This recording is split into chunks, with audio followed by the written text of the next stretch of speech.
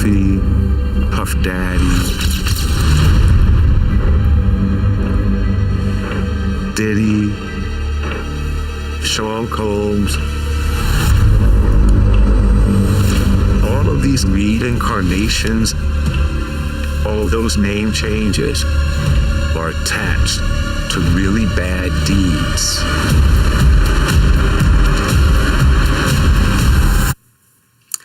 A long-awaited documentary series about the allegations and indictment of Sean Diddy Combs is released today on Netflix. It follows the life of the disgraced music mogul over a lengthy period of time. And the CBC's Griffin Jaeger joins me now to discuss this documentary series. Griffin, what are we learning from this doc? Yeah, long awaited indeed. So this doc is called Sean Combs: The Reckoning, released on Netflix today. It's about 4 parts, and it includes never before seen footage of Sean Diddy Combs throughout his career, but also in the days leading up to his initial indictment. And the producer, important to note, it's his prominent rival, 50 Cent, who's been publicly trolling Sean Diddy Combs for years. The series talks about the life of Combs, how he rose to fame, his rivals, his allies, and how he really got into the position he's in today.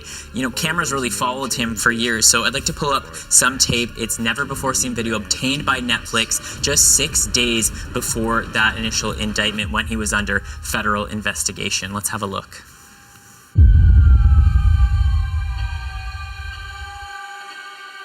We have to find somebody that'll work with us that has dealt in the dirtiest of dirty business. We're losing.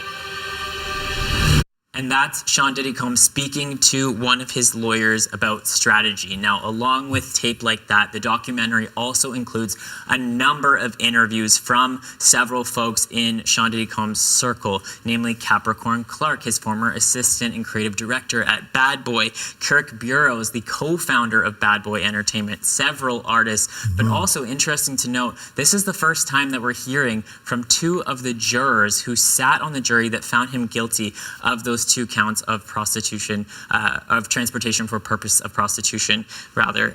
When one juror was asked in the documentary whether they thought Sean Combs was a violent person, they said, quote, "You can say he's a bad person, but domestic violence was not one of the charges." Now, interesting to hear that because the judge ruled that the evidence and claims put out by both the prosecution and the defense presented during the trial called for a more substantial sentence than he would typically give for charges related to the Mann Act. He was sentenced to 50 months in prison that he's currently serving for those prostitution-related charges in connection with drug-fueled sex marathons called freak-offs, and he was found not guilty on counts of racketeering and sex trafficking. And what has the response been to this documentary so far? It was quick. Before the documentary was even released, we received a statement from a representative from Sean Diddy Combs' team. I'd like to pull that up in a second here.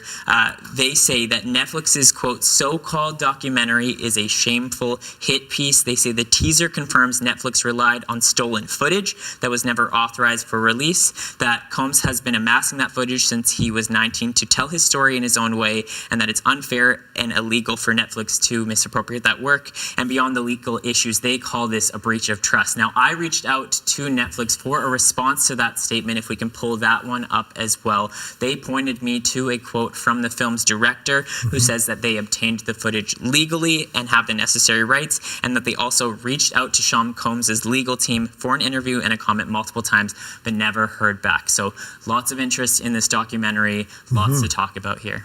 Sure is. All right, Griffin, thank you. CBC's Griffin Jaeger.